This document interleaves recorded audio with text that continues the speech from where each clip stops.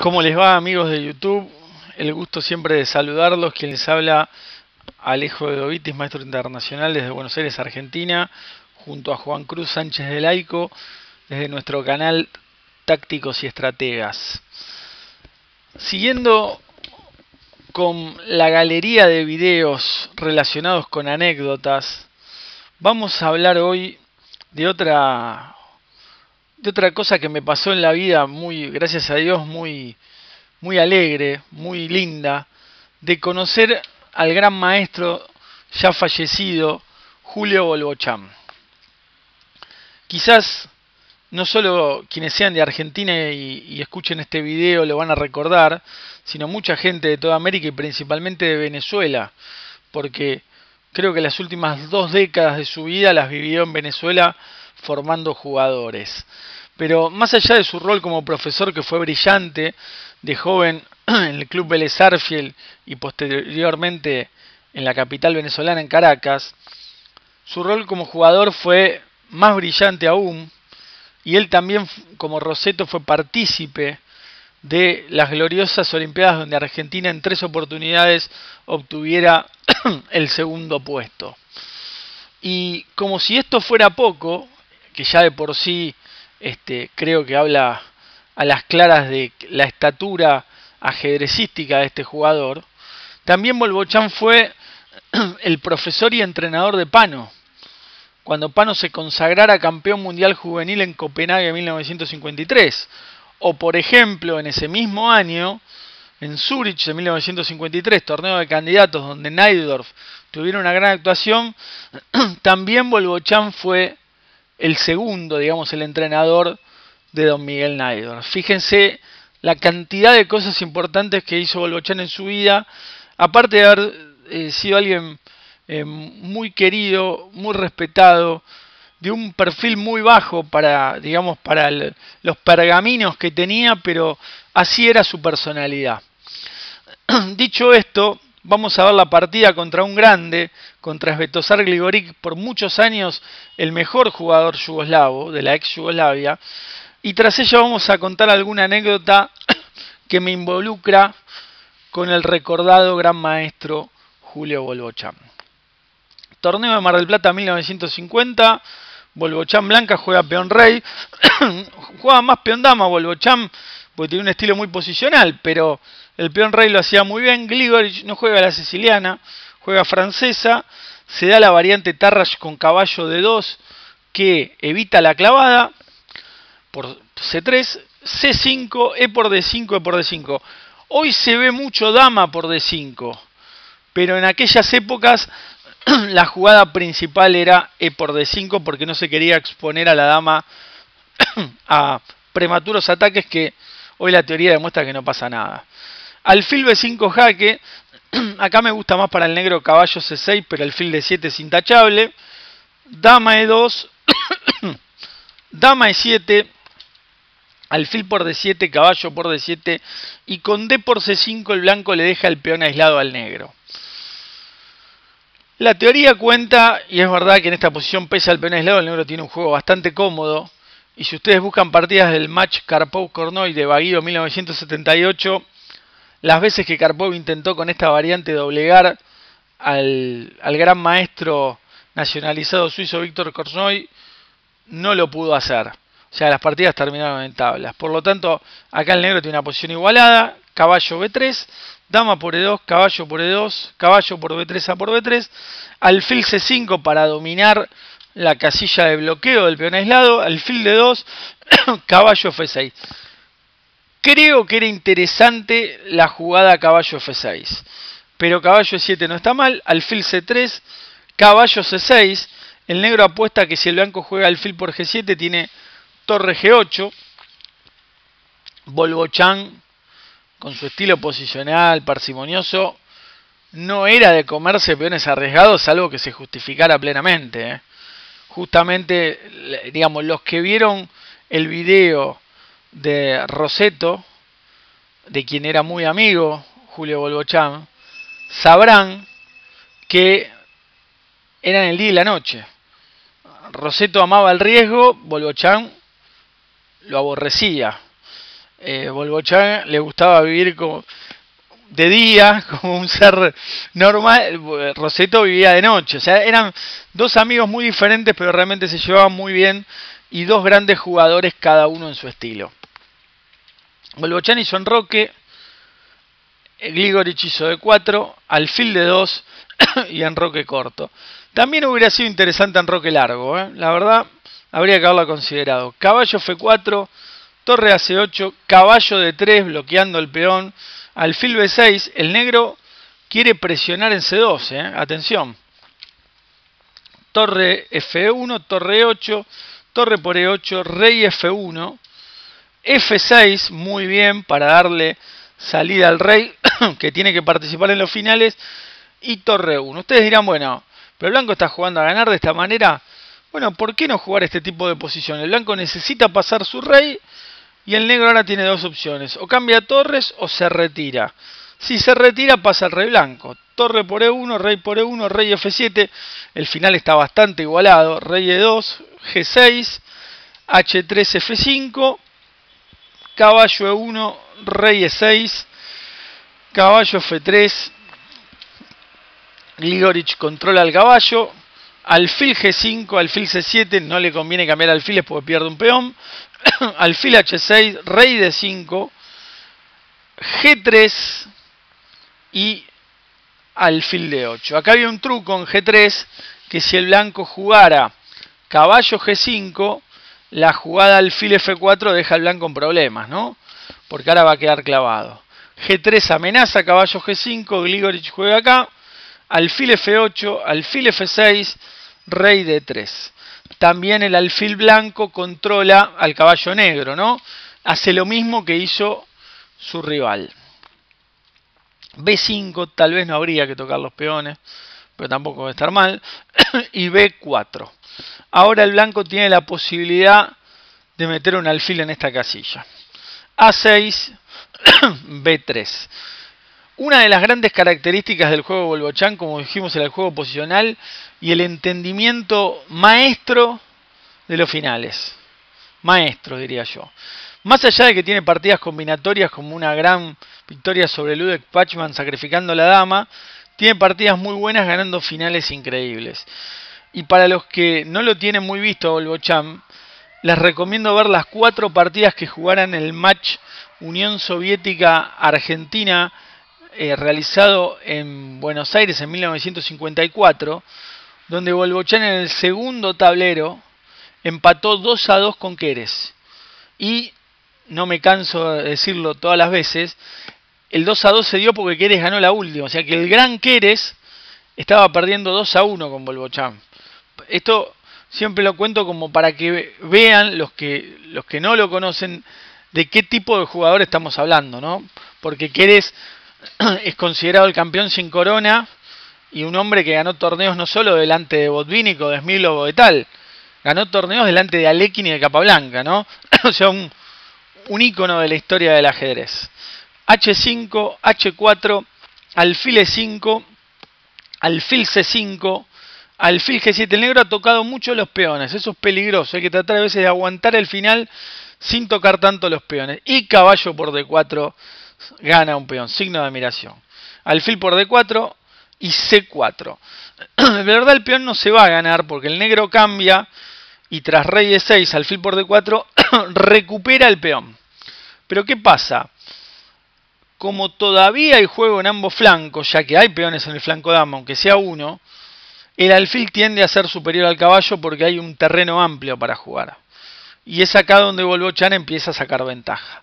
Rey C3, caballo C6, alfil E3, rey E5, F3 muy bien, para que no se cuele el rey negro.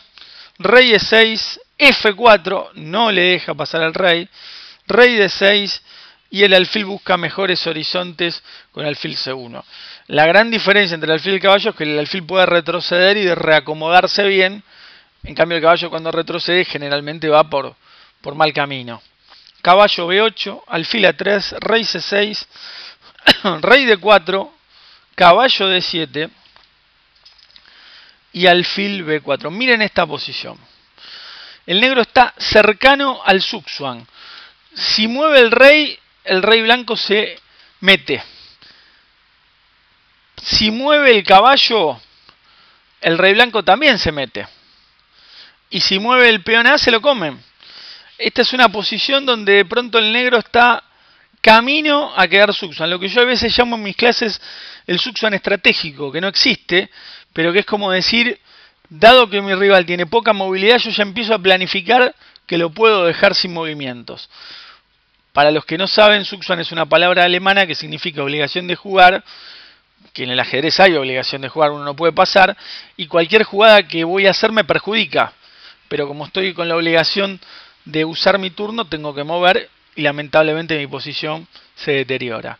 Caballo F6, la mejor chance práctica. Rey E5, caballo 4 y rey E6, signo de admiración. Si el blanco hubiera jugado alfil E1, ahí no sé qué pasa, porque el negro tiene rey C5 y de pronto, cuidado, que puede pasar cualquier cosa. La jugada correcta es rey E6, caballo por G3, rey F6, rey D7, rey por G6 y rey E6. Pareciera que el negro controló la tormenta, pero ¿qué pasa? Hay que tener cuidado con los peones del flanco dama. Bolbochán echa el caballo, caballo E2, rey G5, y fíjense otra vez, el negro vuelve a estar en Suxuan. Qué gran maniobra de Bolbochán. Si muevo el rey, pierdo el peón de F5. Si muevo el peón A, lo pierdo con el alfil. Y si muevo el caballo, pierdo el peón de H5 sin que me coman en F4. Con lo cual el negro no tiene jugada útil.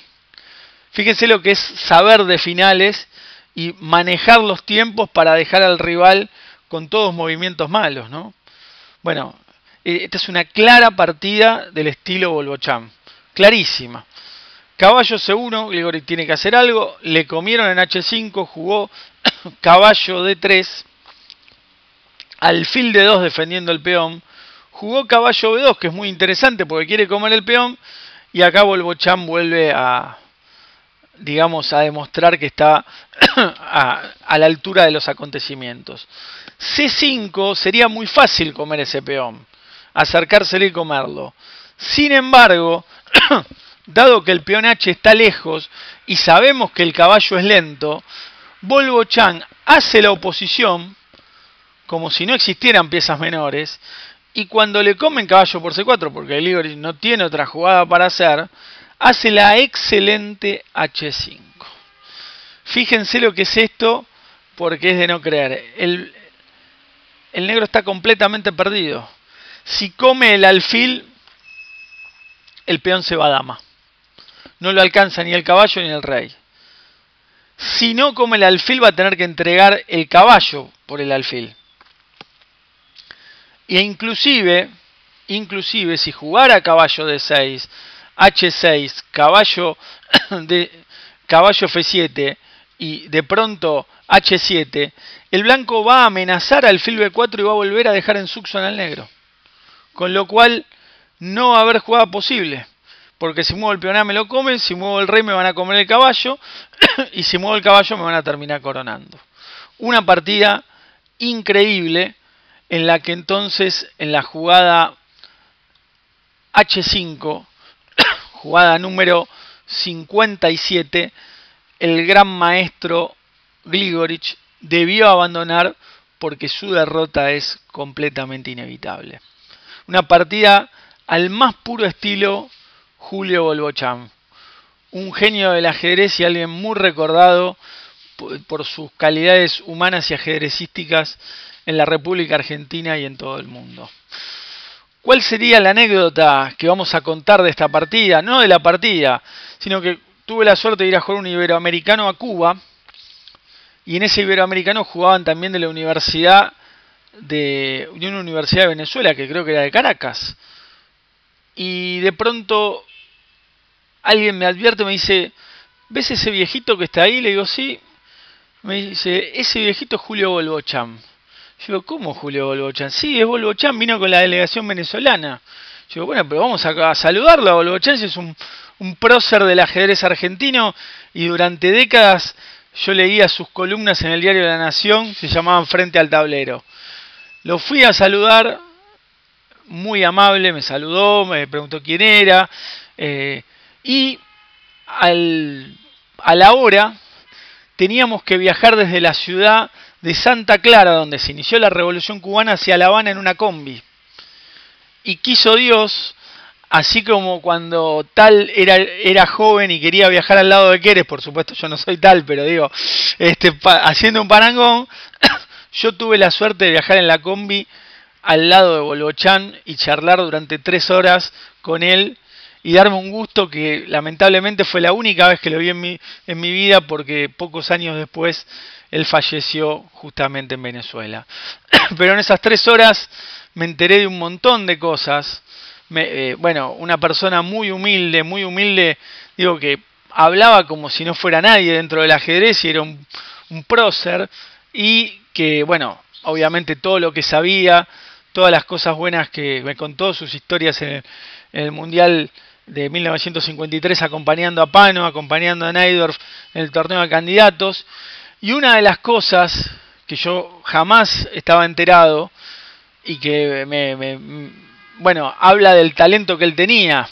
Cuando se jugó la Olimpiada de 1939, justamente antes de que empezara la Segunda Guerra Mundial y que desencadenó que muchos ajedrecistas se quedaran en Buenos Aires porque no podían volver a Europa, Bolbochan era muy joven, Julio, pero su hermano Jacobo integraba los equipos olímpicos argentinos, que tenían como profesor contratado antes de la Olimpiada ni más ni menos que a Alexander Alekhine, campeón mundial. Imagínense de quién estamos hablando. Y durante prácticamente un mes hicieron un curso de entrenamiento los integrantes del equipo olímpico argentino con Alekhine en una mansión ubicada en las afueras de Buenos Aires. Y Julio Bolbochan, que tendría creo 14, 15 años, fue invitado por el propio Alekhine a participar de ese curso de entrenamiento. Era la única persona que no era integrante del equipo olímpico que, aprobado por el propio Alekhine, y dado que era un chico muy talentoso, pudo aprender un montón de quien era en ese entonces el campeón mundial y que había vencido a Capablanca y a otros grandes de la historia del ajedrez. Fíjense, él lo contaba con un orgullo increíble, ¿no? Que el propio Alekhine lo haya dejado participar de esas sesiones de entrenamiento que duraron muchos días. Y bueno, evidentemente algo le debe haber enseñado a Alekhine, porque esta partida y en muchas otras Bolbochan demostró lo que él sabía de ajedrez, y lo que él sabía de ajedrez después se derramó en el conocimiento de Pano, y de Pano en tantos otros grandes jugadores que aprendieron siguiendo la escuela de lo que podríamos denominar justamente la gran escuela argentina de ajedrez. Así que bueno, esa anécdota de haber conocido a Bolbochan para mí fue un honor, fue una gran alegría y una lástima de haber sido la única vez que lo pude ver en mi vida, pero fueron 3 horas inolvidables donde las disfruté mucho y aprendí mucho de ajedrez de uno de los grandes, como decimos, de toda la historia del ajedrez argentino. Ojalá les haya gustado la partida, creo que tiene un muy lindo final, que les haya gustado la anécdota. Tanto Juan Cruz como yo, Alejo de Dovitis, les mandamos un abrazo, los esperamos en el próximo video y por supuesto que esperamos sus comentarios, sugerencias y críticas constructivas. Que sea hasta la próxima y que estén muy bien.